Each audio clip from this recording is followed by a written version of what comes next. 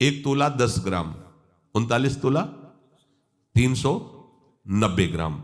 24 घंटे में आपके अंदर अन्न 390 ग्राम जाना चाहिए। इसके बाद उन्होंने कहा कि इतने से क्या होगा? तो हकीम बोला कि शरीर पोषण के लिए इससे ज्यादा की आवश्यकता नहीं है। इसके अलावा जो ज्यादा खाया जाता है वो आंतों को बोझा देता है, ब्रह्मचर्य की हानि करता है, भजन में प्रमाद करता है और उम्र को नष्ट करता है, समय को नष्ट करता है। कितना? 390 ग्राम 24 घंटे में, मतलब 2 रोटी 1 कटोरी दाल बस, या आधा कटोरी दाल आधा कटोरी सब्जी।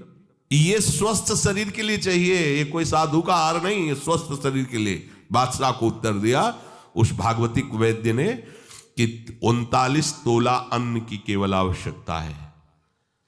देखो इस पे विचार करो भाई। 390 ग्राम 24 घंटे में अन्न जाना चाहिए। इसके बाद थोड़ा दूध हो गया, थोड़ा पानी हो गया।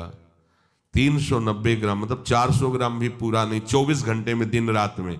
और इससे शरीर स्वस्थ रहेगा और आपकी आध्यात्मिक शक्ति बढ़ेगी।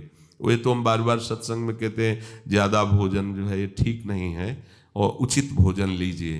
तो आज ये उचित भोजन का भी प्रमाण मिल गया कि 39 तोला भोजन करना है। देखो करके देखो एक बार, 39 तोला दोपहर में और 39 तोला शाम के, 2 बार में कर लीजिए। उपासक को आहार के लिए सावधान।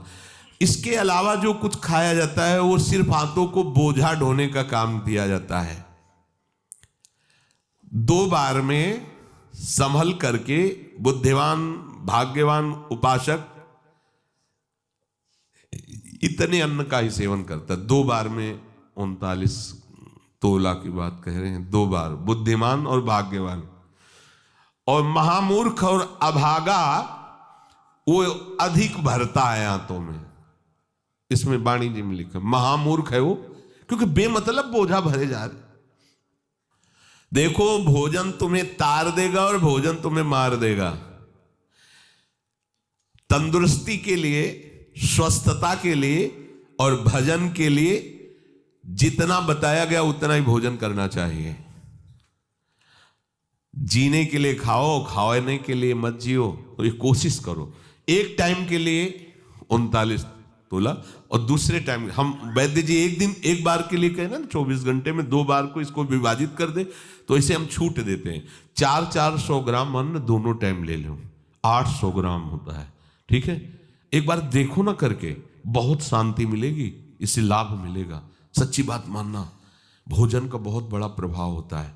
ठीक है, अब इसमें कह रहे हैं कि आहार में क्या लेना है। वजन तो तय हो गया। अब आहार में कह रहे हैं कि सात्विक आहार ही ब्रह्मचर्य को पुष्ट करता है, नहीं तो ब्रह्मचर्य को नष्ट कर देता है। राजसिक और तामसिक आहार ब्रह्मचारी व्रत निर्वाह के लिए नहीं लेना चाहिए। रसीला, हल्का मतलब सुपाच्य और मधुर, और गेहूं, चावल, जौ, साठी, मूंग, अरहर, चना, दूध, अल्प मात्रा में घी, चीनी, सेंधा नमक या पके हुए ऋतु फल, ये ब्रह्मचर्य में सहायक आहार है। समझ लेना। राजसिक आहार गर्मा गर्म धुआं निकलता हुआ नहीं पाना चाहिए, ये हानिकारक होता है। जैसे लोग नहीं थे गर्मा गर्म एकदम ऐसे, वो कितना भी सात्विक अन्न हो वो तामसिक बन जाएगा, उसे नहीं पाना चाहिए। कोई भी साधक ऐसे चाय भी पियो, थोड़ा सा हल्का सा उसका गर्मपन निकल जाए, एकदम धुआं निकलता हुआ नहीं, ऐसा। अब देखिए त्याज्य आहार जो उपासक को नहीं करना चाहिए, अत्यंत गर्म कढ़ाई से निकला हुआ एकदम पकोड़ा गर्मा गर्म से, ये राक्षसी प्रवृत्ति है, नहीं पाना चाहिए। अच्छा, अपने लोगों को तो गर्मा गर्म भाग्य में नहीं लिखा है। क्यों? क्योंकि पहले प्रियाजू पाएंगे, तो प्रियाजू को गर्मा गर्म थोड़ी लगाएंगे। पहले योग्य उसको बनाओ पाने के, मतलब हल्का सा गर्म रह जाए, फिर श्री जी को भोग लगाओ, 20 मिनट भोग लगाओ, हो गया सब काम।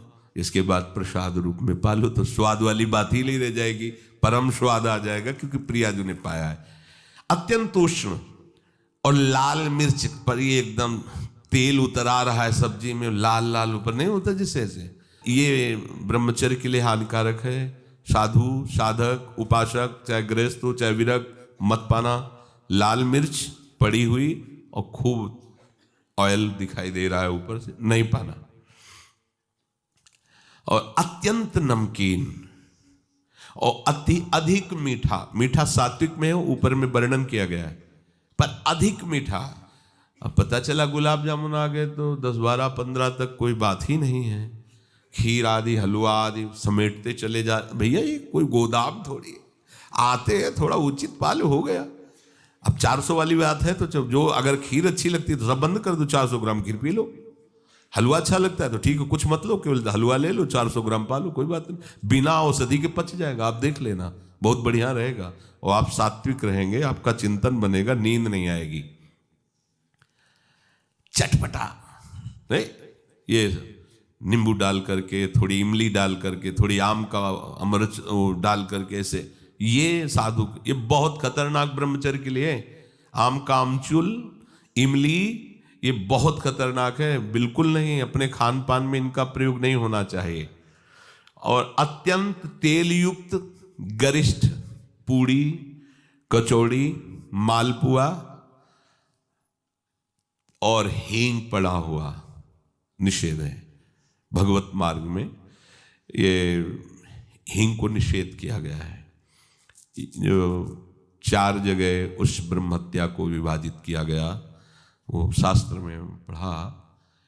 एक था मरुभूमि, ऊषर भूमि, दूसरा था वृक्षों में गोन, तीसरा माताओं बहनों में मासिक धर्म, चौथा जल में फेन बुदबुदा।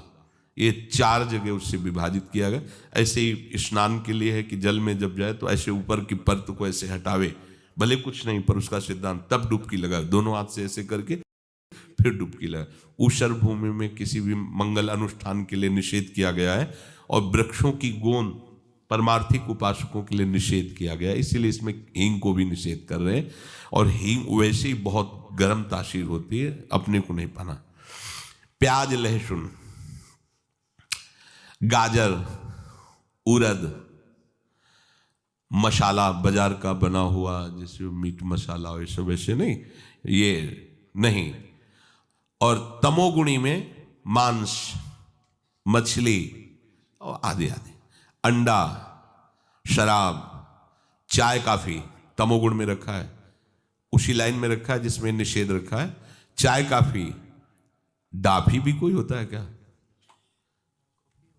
नहीं, काफी तो अलग लिखा है, डाफी अलग लिखा है, तो डाफी तो हम तो जलते ले। फिर लिखा कोकीन, चरस, ये सब तमोगुणी में है। और घोर तमोगुणी बासी भोजन नहीं पाना चाहिए। जैसे कल का बना हुआ रखा हुआ है, फिर आजकल चलता है ना कि उसमें बिजली वाली एक छोटा सा ऐसे आता है, उसमें ऐसे अंदर रख दो, गर्म हो जाता है। हाँ, ये साधु के लिए नहीं है तो उपवास कर लो, बढ़िया है। जब मिले तो ताज़ा भोजन, जो ताज़ा का मतलब कल परसों का, ऐसा नहीं कर पाना।